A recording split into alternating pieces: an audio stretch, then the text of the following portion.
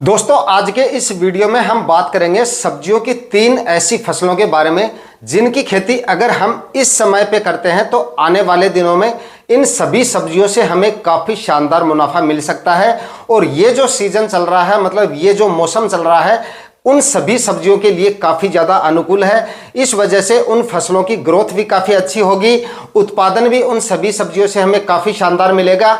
और अगर इस समय पर उन फसलों की बुआई अगर हम करेंगे तो आने वाले दिनों में मंडी भाव भी उन सभी सब्जियों से हमें काफ़ी शानदार मिल जाएंगे। मतलब कि इस पूरे अगस्त माह में उन तीनों फसलों की बुआई अगर हम करते हैं तो लगभग 4 से 5 लाख रुपए का नेट प्रॉफिट वो फसलें हमें देकर जा सकती हैं।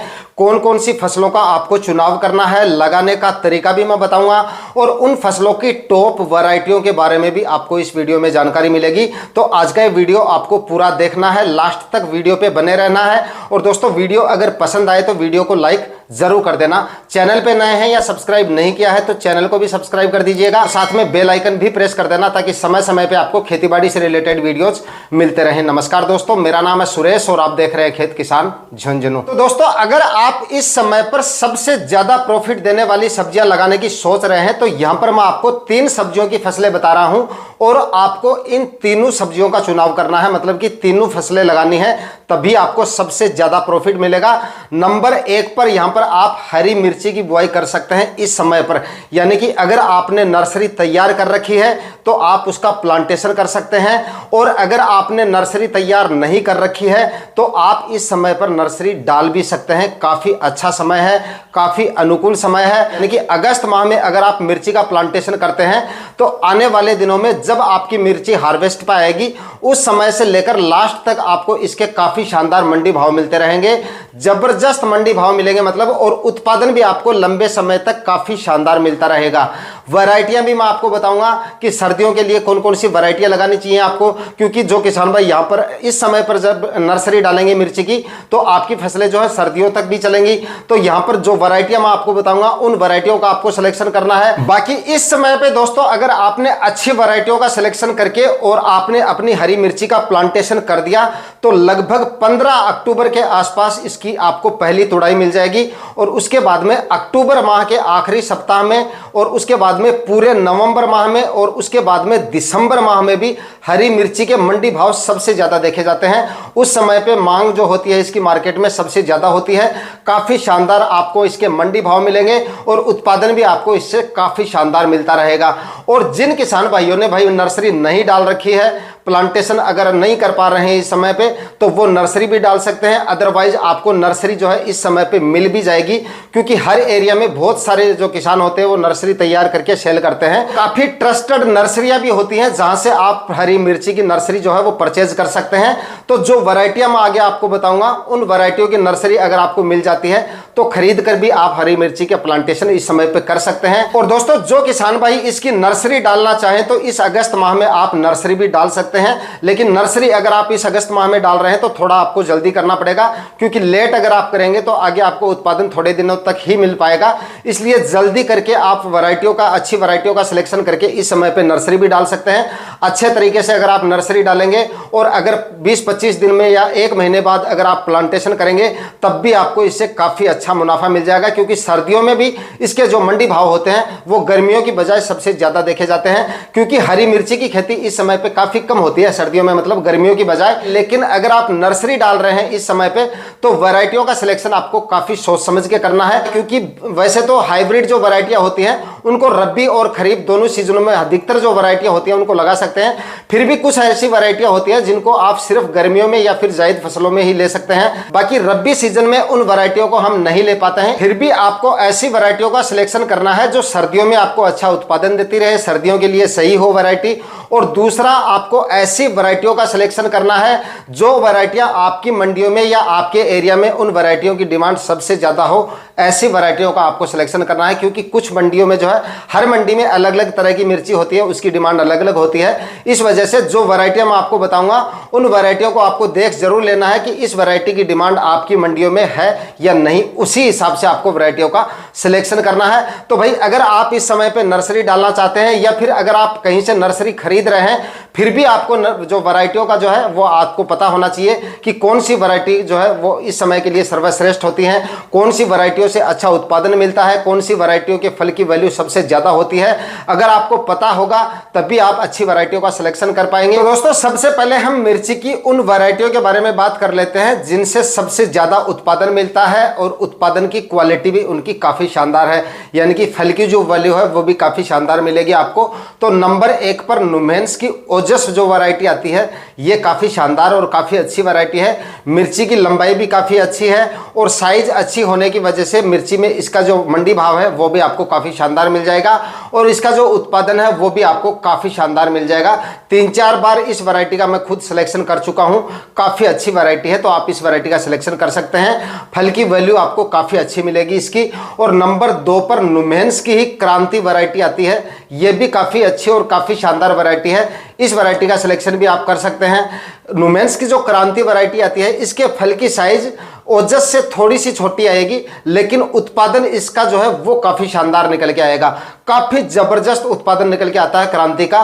तो आप क्रांति का सिलेक्शन भी कर सकते हैं। अगर आपको थोड़ी सी लंबी साइज़ की मिर्ची अगर आपके एरिया में चलती है तब तो आप ओजस का सिलेक्शन कर सकते हैं, और अगर आपको थोड़ी सी कम लंबाई वाली मिर्ची अगर चल जाएगी और अगर उत्पादन ज़्यादा चाहिए तो आप क्रांति का सिलेक्शन भी कर सकते हैं। काफ़ी अच्छी और काफ़ी शानदार वैरायटी है, फल की वैल्यू काफ़ी शानदार है, मतलब इसकी क्रांति की भी मोटाई इसकी मतलब कोई ज़्यादा नहीं है। जो बारीक मिर्चियाँ होती है उन्हीं के मंडी भाव ज़्यादा देखे जाते हैं ज़्यादातर मंडियों में, तो वैसा ही कुछ इसका फल मिलेगा आपको। इस वैरायटी का सिलेक्शन भी आप कर सकते हैं। नंबर 3 पर वीएनआर की 109 नंबर वैरायटी आती है, इसका सिलेक्शन भी आप कर सकते हैं। यह भी काफ़ी अच्छी और काफ़ी शानदार वैरायटी है। तो वीएनआर की भी काफ़ी अच्छी वैरायटी आती है। एक और वैरायटी है वीएनआर की 332 रानी के नाम से आती है, ये वैरायटी भी काफ़ी शानदार है। 109 नंबर के बजाय अगर आपको रानी मिल जाती है 332 नंबर तो ये उससे भी अच्छी वैरायटी है, आप इसका भी सिलेक्शन कर सकते हैं। ये भी काफ़ी शानदार वैरायटी है, फल की वैल्यू इसकी भी काफ़ी शानदार है। ज़्यादातर मंडियों में इसके मंडी भाव जो है अच्छे देखे जाते हैं और उत्पादन इसका भी काफ़ी शानदार निकल के आता है। तो 332 का भी आप वीएनआर की जो रानी है इसका भी आप सिलेक्शन कर सकते हैं। इसके बाद में अगली जो वैरायटी है वो है सेमिनस की उत्तल वैरायटी। ये इसकी जो फल की साइज है वो बाकी वैरायटियों से थोड़ी सी बारीक आएगी, मतलब जो पतली मिर्ची होती है उन वैरायटियों में ये आती है। इसके मंडी भाव आपको बाकी मिर्चियों में सबसे ज़्यादा मिलेंगे। उत्पादन इसका थोड़ा सा मतलब बाकी जो ओजस वगैरह का जो उत्पादन है, जो क्रांति का उत्पादन है, इससे थोड़ा सा डाउन रह सकता है क्योंकि फल जो है इसका वो काफ़ी बारीक होने की वजह से वजन इसका कम बैठता है। बाकी मंडी भाव इसके आपको ज़्यादा मिल जाएंगे, तो आप इस वैरायटी का सिलेक्शन कर सकते हैं। बारीक मिर्ची की हार्वेस्टिंग में अगर आपको कोई परेशानी नहीं है और मंडियों में अगर आपकी मंडियों में इस तरह की मिर्ची की डिमांड है तो आप सेमिनस की उत्तल वैरायटी का सिलेक्शन भी कर सकते हैं। काफ़ी अच्छी काफ़ी शानदार वैरायटी है। इसके बाद में अगली वैरायटी है दोस्तों हाईवेज कंपनी की मिनिमम वैरायटी। काफ़ी ज़बरदस्त रिजल्ट है भाई, अगर आपको ये वैरायटी मिल जाती है तो बेझिझक आप इस वैरायटी का सिलेक्शन कर सकते हैं। इसके फल की वैल्यू भी काफ़ी शानदार मिलेगी और उत्पादन भी इसका आपको काफ़ी शानदार मिल जाएगा, तो इस वैरायटी का सिलेक्शन भी आप कर सकते हैं। काफ़ी अच्छी वैरायटी है। और अगले नंबर पर है सेमिनस की ही गोल्डन हॉट वैरायटी आती है, आप इसका सिलेक्शन भी कर सकते हैं। अगर आपकी मंडियों में थोड़ा तीखेपन वाली जो मिर्चियां होती है उनकी अगर डिमांड ज़्यादा है तो आप इस वैरायटी का सिलेक्शन कर सकते हैं। इसके फल की वैल्यू भी आपको काफ़ी शानदार मिलेगी और इसका उत्पादन भी आपको काफ़ी शानदार मिल जाएगा। बाकी जो भी मैं वैरायटियां बता रहा हूं ज़रूरी नहीं है कि वे वैरायटियां आपकी मंडियों में चलेंगी या आपके एरिया में इनके मंडी भाव आपको सही मिलेंगे। आपको देखकर अपने क्लाइमेट कंडीशन के हिसाब से और अपनी मंडियों के हिसाब किताब के अनुसार ही आपको इन वैरायटियों का सिलेक्शन करना है। और उसके बाद में दोस्तों आखिरी वैरायटी है सेमिनस की सितारा गोल्ड। इस वैरायटी का सिलेक्शन भी कर सकते हैं, यह भी काफ़ी अच्छी वैरायटी है। तो अगर आपके एरिया में इस तरह की मिर्ची चलती है तो आप इस वैरायटी का सिलेक्शन भी कर सकते हैं। इसका भी उत्पादन अच्छा मिलेगा और उत्पादन की क्वालिटी इसकी भी आपको काफ़ी शानदार मिल जाएगी। बाकी आप अपने एरिया में देखें कौन सी वैरायटियाँ ज़्यादा चलती हैं, उस हिसाब से वैरायटियों का सिलेक्शन करना है। तो दोस्तों अगर आप अगस्त माह में मिर्ची लगाना चाहते हैं तो इन वैरायटियों का आप सिलेक्शन कर सकते हैं। चाहे तो आप इनकी नर्सरी डाल सकते हैं, और अगर आप मिर्ची की नर्सरी खरीद रहे हैं तो अगले को आप बोल सकते हैं कि इनमें से कोई वैरायटी अगर उनके पास मिल जाती है तो डायरेक्ट आप इन वैरायटियों की नर्सरी जो है वो परचेज करके प्लांटेशन भी कर सकते हैं। अगर आप इस समय प्लांटेशन करेंगे तो यकीनन मिर्ची आपको काफ़ी शानदार प्रोडक्शन और काफ़ी शानदार मुनाफा देके जाएगी। दोस्तों एक चीज़ आप हमेशा ध्यान में रखना कि बाकी सभी सब्जियों में से मिर्ची ही एक ऐसी फसल है जो सबसे ज़्यादा उत्पादन और सबसे ज़्यादा मुनाफा देने की क्षमता रखती है। क्योंकि मिर्ची का उत्पादन बाकी सभी सब्जियों से सबसे ज़्यादा लंबे समय तक मिलता है। और जो सब्जियां लंबे समय तक चलती हैं, क्योंकि मिर्ची आपको पता है 6, 7, 8 महीने तक लगातार उत्पादन देती रहती हैं। तो अगर आप मिर्ची की खेती कर रहे हैं तो सबसे पहली बात तो आपको यहाँ पे ये ध्यान में रखनी है कि जब भी मिर्ची का प्लांटेशन करें उससे पहले ज़मीन की तैयारियां अच्छे से करके पर्याप्त मात्रा में खाद उर्वरक डालें, यानी कि बेसल डोज जो होते हैं उन पे सबसे ज़्यादा आपको काम करना है। सड़ी हुई गोबर की खाद काफ़ी अच्छी मात्रा में डालनी है, 6 से 7 ट्राली कम से कम आपको डालनी है, वो भी सड़ी हुई अच्छी तरह से कंपोस्ट हुई गोबर की खाद डालनी है। इसके बाद में जो रासायनिक बेसल डोज है वो आपको 50 से 60 केजी तो यहाँ पे डीएपी काम में लेनी है, कम से कम 30 केजी म्यूरेट ऑफ पोटाश काम में लेना है और 25 केजी आपको यूरिया काम में लेनी है। ये रासायनिक खाद उर्वरक जो है ये आपको जरूर डालने हैं। और जिंक सल्फेट जो है 5 केजी प्रति एकड़ के हिसाब से वो भी आपको डाल देना है। इस वजह से अगर आप ये खाद उर्वरक अच्छे से डालेंगे तो लगभग 7-8 महीने तक मिर्ची आपको लगातार उत्पादन देती रहेगी। और जो फसलें लगातार उत्पादन देती हैं उनके मंडी भाव आपको मतलब कभी कभार डाउन भी आ जाते हैं तो कभी कभार आपको सबसे ज्यादा भी मिल जाते हैं। क्योंकि अगर 7-8 महीने तक आपको उत्पादन मिलेगा तो कभी कभार अगर मिर्ची के मंडी भाव चलो मान लीजिए डाउन आ गए तो कितने दिन रहेंगे, 10 दिन रह जाएंगे, 15 दिन रह जाएंगे, मैक्सिमम आप ये मानिए कि 1 महीने तक डाउन रह जाएंगे। उसके बाद में फिर से आपको अच्छे मंडी भाव देखने को मिल जाएंगे। तो ज्यादा चांस ये होते हैं कि मिर्ची की जो फसल होती है वो सबसे ज्यादा मुनाफा देने की क्षमता रखती है अगर आप सही तरीके से इस पे काम करते हैं। अगस्त माह में चाहे आप प्लांटेशन करें चाहे आप नर्सरी डालें, काफी अच्छे रिजल्ट आपको देखने को मिल जाएंगे। नंबर 2 पर दोस्तों, इस पूरे माह में आप जो है मूली की खेती कर सकते हैं, पूरे माह में कर सकते हैं, लेकिन 15 अगस्त से पहले पहले अगर आप मूली की बुआई कर देंगे तो आपको मंडी भाव सबसे ज्यादा मिलेंगे। मुख्य बात आपको इसमें ध्यान में यह रखनी है कि गोबर की खाद का उपयोग आपको नहीं करना है। मोटी जमीन इसके लिए होनी चाहिए, यानी कि रेतीली जो भूमि होती है इसकी खेती के लिए सबसे ज्यादा सर्वश्रेष्ठ होती है।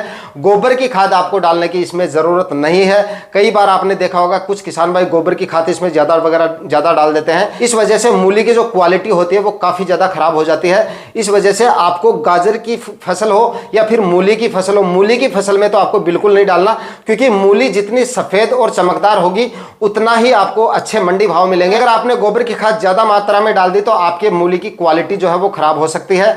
अगर आप ऐसी जमीन का सिलेक्शन कर रहे हैं जिनमें लगातार आप सब्जियों की खेती कर रहे हैं तो उसमें वैसे भी आप हर साल गोबर की खाद डालते रहते हैं, तो मूली के लिए गोबर की खाद की कोई ज्यादा जरूरत नहीं होती है कि और कोई ज्यादा फर्टिलाइजर वगैरह भी डालने की जरूरत नहीं पड़ेगी, खर्चा आपका काफी कम आएगा। रासायनिक खाद उर्वरक आप बुआई से पहले जरूर डाल सकते हैं, जिसमें 40 से 50 केजी आप प्रति एकड़ के हिसाब से डीएपी ले सकते हैं और 25 से 30 केजी प्रति एकड़ के हिसाब से आप यूरिया ले सकते हैं।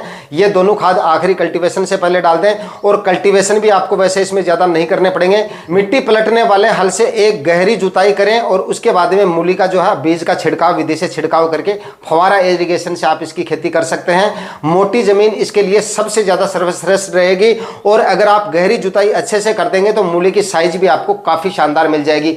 अच्छी वैरायटियों की बात करें तो सीजंटा की आइवरी व्हाइट के नाम से एक वैरायटी आती है, सबसे अच्छी वैरायटी है। खरीफ और रबी दोनों सीजन में आप इस वैरायटी का सिलेक्शन कर सकते हैं।